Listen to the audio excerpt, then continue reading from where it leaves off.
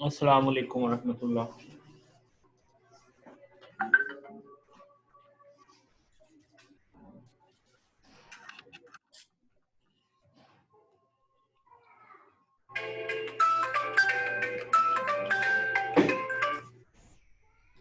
अस्सलाम वालेकुम।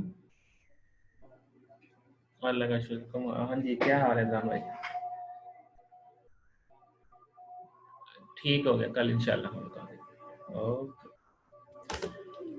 अस्सलाम वालेकुम। अब आवाज आ रही है आपको? वालेकुम सलाम। अच्छा, चलो ठीक है।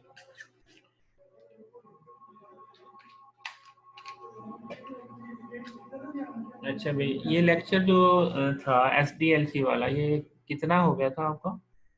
ये स्टार्ट ही नहीं किया था अभी। ये लेक्चर कंप्लीट हो गया था। SDLC सिलेक्शन नंबर 3 हो गया। ये महल वहां तक हुआ होगा, प्रोटोटाइप तक चला होगा। ये था, मैं बताता हूँ, ये टाइप कन्वर्शन और फिर ये यहाँ हो गया था कंप्लीट। यहाँ तक हुआ था, यहाँ तक हुआ था। ये तो मुकम्मल हो गया फिर, अगर यहाँ तक हुआ था तो ये हो गया था।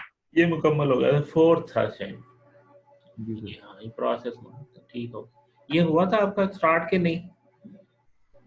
ये वाला structure development, incremental, iterative, reuse, ये हुआ था।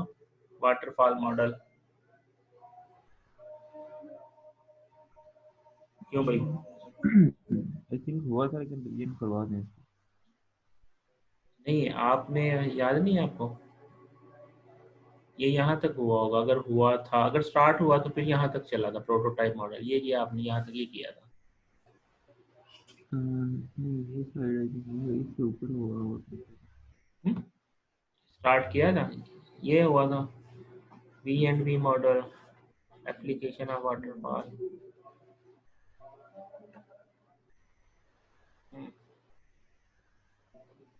कुछ बता वाटरफॉल दीजिए। से आगे चलना है। वाटरफॉल से आगे चलना है। वाटरफॉल पढ़ा था वाटरफॉल। VNV से आगे चलना है। जो VNV आपने अभी ऑन किया था वहां से शुरू करना है। हाँ, चले ठीक हो गया। चलेंगे फिर यहाँ से इसकी फेजेस से चलते हैं। वाटरफॉल मॉडल आपने स्ट्रक्चर मॉडल के अंदर जो है वो वाटरफॉल मॉडल लाई करता है। इसकी जो एक्टिविटीज थी वो रिक्वायरमेंट डेफिनेशन थी, एनालिसिस, डिजाइन एंड टेस्टिंग था। डेफिनेशन के अंदर क्या एक्टिविटीज परफॉर्म होती है, वहां पे आपने वो पहली स्लाइड के अंदर ये देखा था कि वाटरफॉल मॉडल के जो फेजेस क्या हैं। तो अब जो है कि उन फेजेस के अंदर कौन कौन सी एक्टिविटीज जो हैं वो अक्सर होती है। जैसे पहली फेज थी रिक्वायरमेंट डेफिनेशन। इसके अंदर जो पहली एक्टिविटी होती है वो रिक्वायरमेंट गैदरिंग। गैदरिंग करते हैं कोलेक्ट करने को, गैदरिंग करते हैं कलेक्ट करने को, यूजर से इंटरेक्ट करना और उससे रिक्वायरमेंट्स कोलेक्ट करना, इंफॉर्मेशन कोलेक्ट करना, गैदर करना। अब उस गैदरिंग के लिए जो हमारे पास जो टूल्स होते हैं, एक्टिविटीज होती है, वो क्या है? इंटरव्यू करते हैं हम अगले बंदे के साथ। वो डिफरेंट लेवल के पर्सन होते हैं, यूजर्स भी होते हैं, उसके मैनेजर्स भी होते हैं, उनके ओनर्स भी होते हैं। फिर एक हमारे पास जो टेक्निक यूज होती है चेक लिस्ट की, जो हमारे पास प्रिलिमिनरी जो हमारे पास फिजिबिलिटी बनती है ना, उसकी बेस पे फिर हम प्लान करते हैं कि हमने किस बंदे से क्या क्वेश्चन करना है और किस चीज़ के बारे में किससे क्या पूछना है। उसकी हम क्या बनाते हैं, चेकलिस्ट बनाते हैं कि हमें ये चीज़ें, मसलन हम कहेंगे कि अच्छा जी इंटरनेट हमने प्रोवाइड करना क्या आपने, अच्छा जी हार्डवेयर हमने प्रोवाइड करना क्या आपने, अच्छा जी आपने हार्डवेयर कितने तक का लेना, ये सारी बातें जो हैं उसकी क्या बनाते हैं, चेकलिस्ट बनाते हैं। तो दूसरी चीज़ जो हमारे पास क्या आ गई, चेकलिस्ट हम प्रिपेयर करते हैं रिक्वायरमेंट गैदरिंग के लिए। फिर उसके बाद क्या करते हैं, सर्वे करवाते हैं। सर्वे के अंदर हम जो है वो अपना क्वेश्चनियर बना के ले जाते हैं और उनसे जो है वो पूछते हैं अभी क्या होना चाहिए क्या नहीं होना चाहिए। अब सर्वे की क्या जरूरत पड़ गई, मसलन अगर आपका ऑलरेडी सिस्टम चल रहा है और उन्होंने अपने सिस्टम को रिप्लेस करवाना, नया बनवाना है, फिर आपका सर्वे में क्या पॉसिबिलिटी, आप ये पूछें उनसे हाँ भाई इस पुराने में आपको क्या मसाइल आ रहे हैं।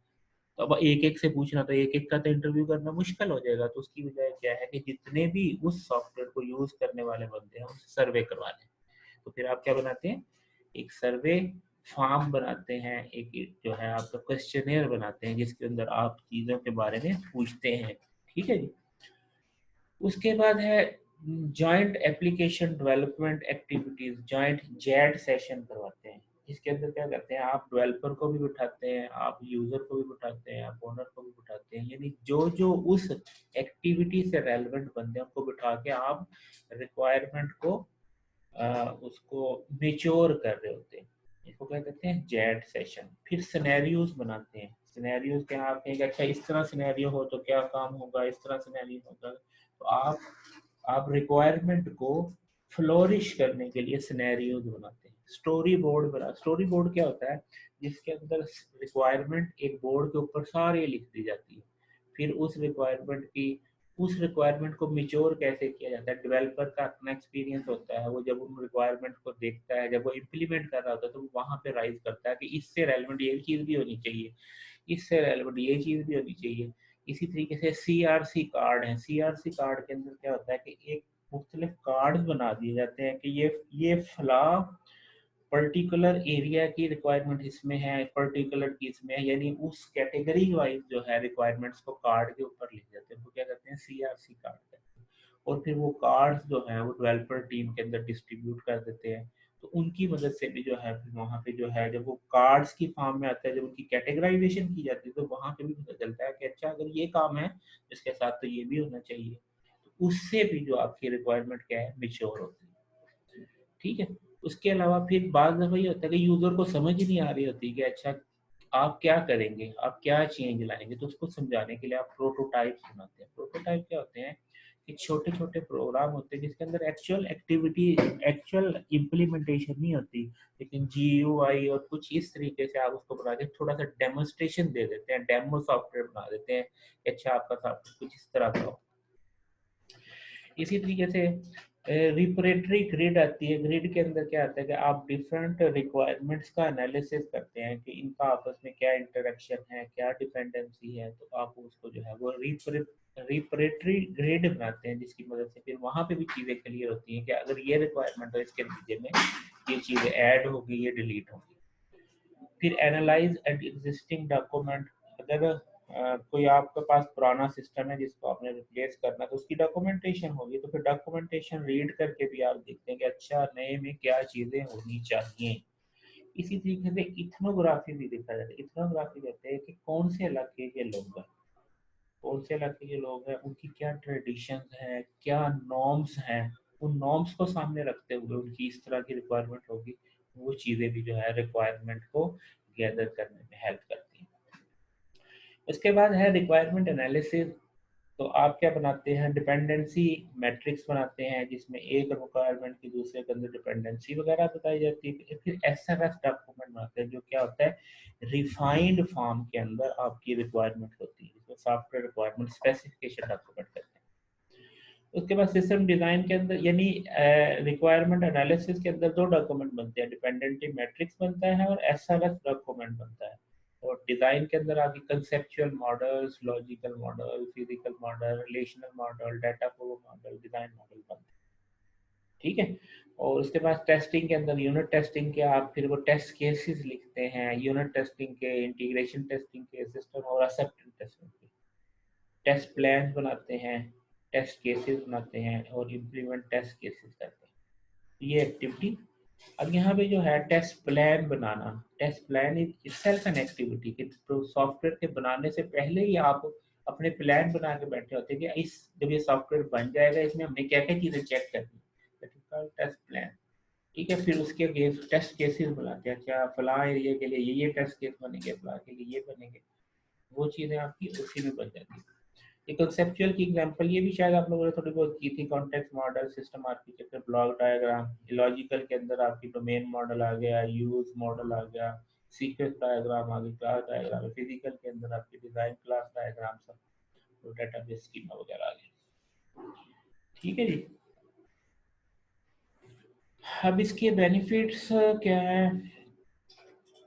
आपका जो वाटरफॉल मॉडल है, इसके एडवांटेजेस में है कि इजी टू अंडरस्टैंड है। इसका स्ट्रक्चर जो है इन एक्सपीरियंस बंदों के लिए भी काम, क्या मतलब कि ये इतना वेल ऑर्गेनाइज्ड प्रोसेस होता है वाटरफॉल, कि इसके अंदर अगर एक बंदा जो इतना एक्सपीरियंस नहीं भी है तो उसको भी हेल्प मिल जाती है काम करने में। वजह क्या है? सारी चीज़ें बड़े स्ट्रक्चर अंदाज से चल रही होती है, तो इसलिए उसको वो सारे डॉक्यूमेंट मिलते हैं जिसकी मदद से वो अपने काम को अच्छे तरीके से कर सकता है।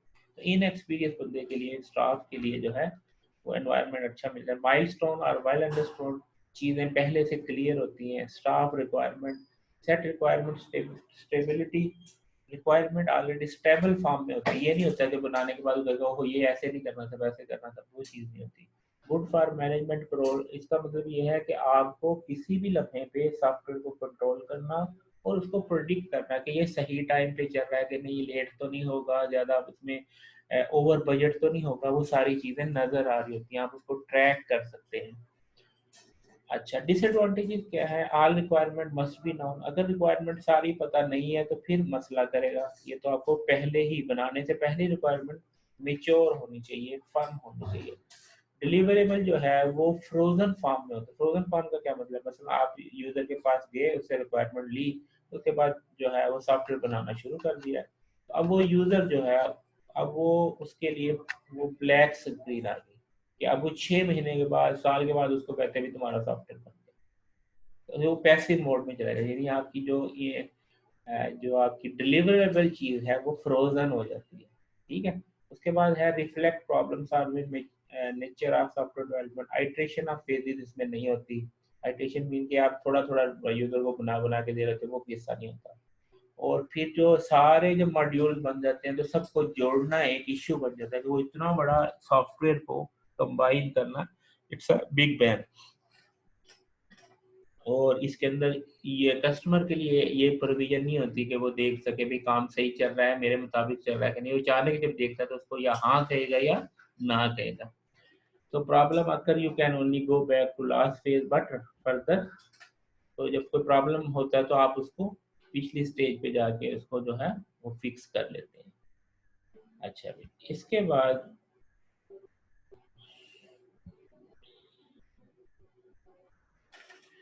किस किस्म के एप्लीकेशन के लिए वाटरफॉल मॉडल जो है वो सूटेबल है? Best fit for structural development, जिसके अंदर सारी चीज़ें स्ट्रक्चर्ड हो। चेंज मैनेज, जिसमें इशू, चेंज मैनेजमेंट का जिसमें इशू ना हो। चेंज मैनेजमेंट का इशू ना हो, क्या मतलब?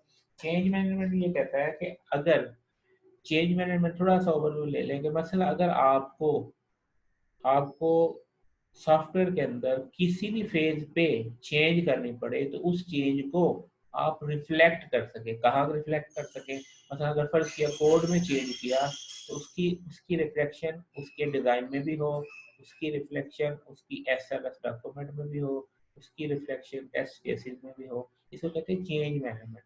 कि अगर प्रोजेक्ट में, क्योंकि कल को क्या होना है, कल को जब प्रोजेक्ट सॉफ्टवेयर मुकम्मल हो जाता है तो हर फेज का तो डॉक्यूमेंट बनता है। तो अगर आपने सिर्फ कोडर ने चेंज कर दिया और डिजाइन में वो चीज चेंज ना हुई तो इसका मतलब सॉफ्टवेयर तो सही ना हुआ। इसको कहते हैं चेंज मैनेजमेंट। अगर is not an issue, where the change management is not an issue, जहाँ पे चेंज मैनेजमेंट इशू ना, वहाँ के लिए जो है ये सूटेबल है। Mostly use for legacy system because for them requirement are well understood. Legacy system क्या होते हैं? मतलब एक बैंक है जिनका जो है 1960 में जो है सॉफ्टवेयर बना था, 1970-80 में बना था। अब उन्होंने जरूरत पड़ गई कि भाई मई बिजनेस बड़ी तेजी से चेंज होता है, अब ये तो पुराना है, इसको चेंज कराना चाहते हैं तो ये बड़े दिन लगा देते हैं। क्यों तो दिन क्यों लगा देते हैं जनाब? ये तो जो है वो फॉक्स प्रो में बना हुआ है, ये तो कोबोल में बना हुआ है, इसके तो प्रोग्रामर ही नहीं मिलते। तो वो कोई चाह रहे हैं कि इससे छुटकारा हो जाए, हम नई एडवांस टेक्नोलॉजी पे आ जाए ताकि हमें जो चेंज जो है, तो वो जो पुराना सिस्टम होता है उसको क्या कहते हैं? Legacy system. तो जहाँ पे ऑलरेडी सिस्टम चल रहा हो और आपने नया बनाना है तो वहाँ के लिए ये वाटरफॉल मॉडल जो है सूटेबल है। और इसमें requirement are likely to be freeze before development then waterfall model, या ऐसी रिक्वायरमेंट, ऐसे ऐसे प्रोजेक्ट जिनकी रिक्वायरमेंट में चेंज नहीं आनी, उनके लिए ये बड़ा सूटेबल है। अच्छा, अब इसका एक और एनहांस वर्जन था जो अमेंडमेंट आया, उसको क्या कहते हैं, verification and validation model, WVV model. WVV model क्या कहता है कि variant of the waterfall that emphasis on verification, जो जो फोकस करता है वेरिफिकेशन और वैलिडेशन। क्या मतलब, मतलब ये कि ये हर जो फेज है वो वैलिडेट हो रही है। मतलब सिस्टम एनालिसिस हुआ तो साथ ही उसका एक्सेप्टेंस टेस्टिंग केसेस बनने शुरू हो गए। सिस्टम डिजाइन हुआ तो फंक्शनल टेस्टिंग होगी। आर्किटेक्चर डिजाइन हुआ है तो इंटीग्रेशन टेस्टिंग होगी। मॉडल डिजाइन हुआ है तो यूनिट टेस्टिंग होगी। यानी ये दोनों चीजें आपस में ओवरलैप कर रही है और एक्टिविटीज एंड करेक्टनेस जो है वो साथ साथ मैयर हो रही है। यहाँ पे ये देखें कि ये activity acceptance test case design हो गया किसकी बेस पे, रिक्वायरमेंट की बेस पे, और उसके अगेंस्ट ये एक्टिविटी एक्सेप्टेंस टेस्टिंग की एक्टिविटी। यानी यहाँ पे ये लोग काम कर रहे हैं, यहाँ पे ये काम कर रहे हैं, ये डॉक्यूमेंट दोनों तैयार हुए तो यहाँ पे आपके टेस्ट केस के डिजाइन हो गए, ये हुए तो इसके आपको सिस्टम टेस्ट डिजाइन हो गए, इंटीग्रेशन टेस्ट डिजाइन हो गए, ये टेस्ट केसेस जो है यहाँ पे ये डिजाइन हो जाते हैं। तो पैरेलल चल रहा है। आगे how to manage change in requirement, requirement के अंदर चेंज कैसे मैनेज करते हैं, उसके लिए क्या करना पड़ता है हमें, प्रोटोटाइपिंग है। चेंज जो है हम कैसे एनफोर्स करते हैं वो है प्रोटोटाइपिंग की मदद से, इंक्रीमेंटल डिलीवरी की मदद से, स्पाइरल मॉडल की मदद से, और RUP की मदद से। अच्छा, प्रोटोटाइपिंग, ये इनकी डिटेल आगे आ रही है। प्रोटोटाइप क्या है, a prototype is a partially developed product, ठीक है। It enable customer and developer to examine some aspect of proposed system and decide if it is suitable for finished product। अच्छा, प्रोटोटाइप दो तरह के होते हैं, यानी इसमें वो यूजर को ये डिसाइड करना आसान हो जाता है कि भाई मैंने क्या बनवाना है। इसमें दो तरह के प्रोटोटाइप होते हैं, एक को कहते हैं एवोल्यूशनरी। एवोल्यूशनरी का क्या मतलब, प्रोटोटाइप बनाया, यूजर को कुछ समझ आई कुछ नहीं आई, उसको एनहांस करके फिर दिखाया, फिर उसको कुछ बात समझ में आई कुछ नहीं आई, तो एनहांस कर करके दिखाने को कहते हैं एवोल्यूशनरी प्रोटोटाइप। और कुछ ऐसे होते हैं यूजर को दिखाया या तो समझ आ गई या बिल्कुल समझ नहीं आई तो उसको फेंक दिया, नया बनाया, तो वो कहते हैं थ्रो अवे प्रोटोटाइप। अच्छा, adding prototype to the life cycle, ये जो प्रोटोटाइप है ये आप किसी भी फेज पे डाल सकते हैं। मतलब रिक्वायरमेंट को आपने फर्म करना है, प्रोटोटाइप डाल दें, आपने डिजाइन को फर्म करना है, प्रोटोटाइप डाल दें, आपने GUI को फर्म करना है, प्रोटोटाइप बना के दिखा दें। तो तो आप use to explore risky aspect of this, ये कहाँ पे यूज होता है, जहाँ पे रिस्क का फैक्टर हो कि पता नहीं यूजर ने जो बताया जो हमने समझा वो एक ही बात है कि मुख्तलिफ है, तो उसको फिर क्लियर करने के लिए आप प्रोटोटाइप बनाते हैं। Risk of developing a wrong system can be a user interface without functionality। वो प्रोटोटाइप सिर्फ GUI बेस्ड भी हो सकते हैं बगैर फंक्शनैलिटी के। अदर टेक्निकल रिस्क परफॉर्मेंस है, न्यू टेक्नोलॉजी है। अब दूसरे रिस्क क्या हो सकते हैं कि मसलन परफॉर्मेंस का इशू आ रहा है। मतलब आपका जो सॉफ्टवेयर है वो कस्टमर जो है वो कस्टमर जो इंटरेक्शन के साथ है। अब वो कंपनी कहती है कि हमारा कस्टमर आता है, हमने उसको एंटरटेन करना है, तो आपका सॉफ्टवेयर तो उतनी जल्दी रिस्पॉन्स ही नहीं देता, वो तो बड़ी देर लगाता है रिजल्ट निकाल के उसके कंपाइल करके ला के देने में। तो इतनी देर में तो वो इतनी देर तो नहीं हमारा कस्टमर वेट कर सकता। तो वो वहाँ पे परफॉर्मेंस का इश्यू तो नहीं है, नई टेक्नोलॉजी नए एल्गोरिदम को चेंज करने की जरूरत तो नहीं है।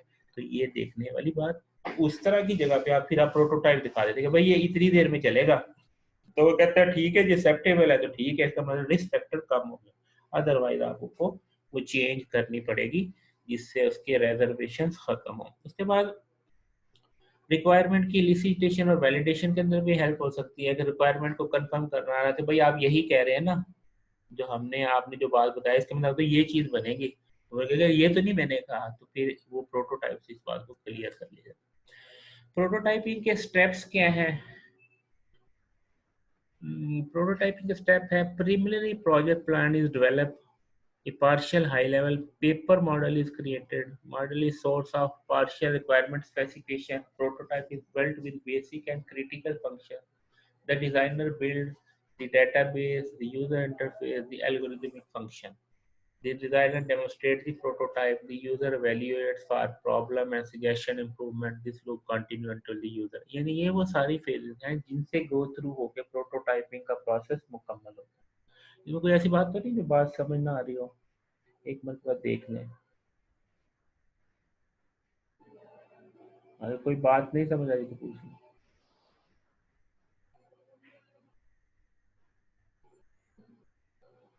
ठीक है। Yes sir. चल ठीक है। इसके बाद है प्रोटोटाइपिंग मॉडल। अब इसमें हमारे पास क्या होता है कि आप एस्टेब्लिश करते हैं प्रोटोटाइप का ऑब्जेक्टिव कि किस मकसद के लिए प्रोटोटाइप बना रहे हैं। जब ऑब्जेक्टिव क्लियर हो जाता है तो फिर आप उसका प्लान बनाते हैं कि कैसा होना चाहिए। फिर आप डिफाइन करते हैं प्रोटोटाइप की फंक्शनैलिटी, आउटलाइन डेफिनेशन, ये वो फिर डेवलप करते हैं प्रोटोटाइप, एग्जीक्यूट प्रोटोटाइप, और फिर एवेल्यूएट प्रोटोटाइप करते हैं, एवेल्यूएशन रिपोर्ट के इस प्रोटोटाइप के नतीजे में आप कोई चीज़ कंफर्म करवा सके कि नहीं, यूज़र और आपके दरमियान जो कन्फ्लिक्शन है वो दूर हुई कि नहीं। तो ये क्या है, इस मॉडल को फॉलो जो है वो करते हैं, इसको कहते हैं प्रोटोटाइपिंग मॉडल। कि पहले आपने जहन में ऑब्जेक्टिव बनाया कि भाई इस प्रोटोटाइप का मकसद क्या है, देन फिर आप उसको उसकी फंक्शनैलिटीज डिसाइड करते हैं कि इस प्रोटोटाइप में किन फंक्शनैलिटीज को फोकस करेंगे, फिर वो बनाते हैं, इसको एग्जीक्यूट करते हैं और फिर ये कंफर्म करते हैं कि जनाब इसके नतीजे में हमने इस चीज़ को कंफर्म कर लिया कि यूज़र जो रिक्वायरमेंट है और जो हम हैं, हम दोनों एक ही जो है वो पेज पे है, हम दोनों की जो अंडरस्टैंडिंग सेम हो गई है। तो ये चीज़ करते हैं।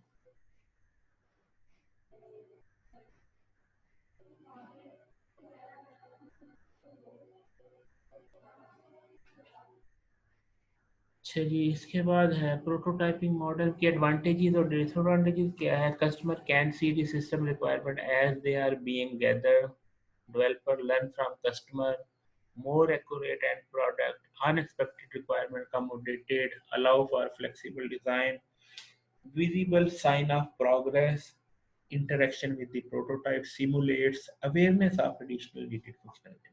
ये फायदे हो गए कि इसको यूजर को भी पता चल जाता है, अच्छा कि मेरा जो काम हो रहा है वो किस तरह का हो रहा है उसको भी पता चल रहा है, और यूजर को भी क्लियर हो रहा है, डिजाइन भी मेच्योर हो रहा है। ठीक है, ये सारी फायदे हैं प्रोटोटाइप। नुकसान क्या है, tendency to abundant structured program development for code and fix development.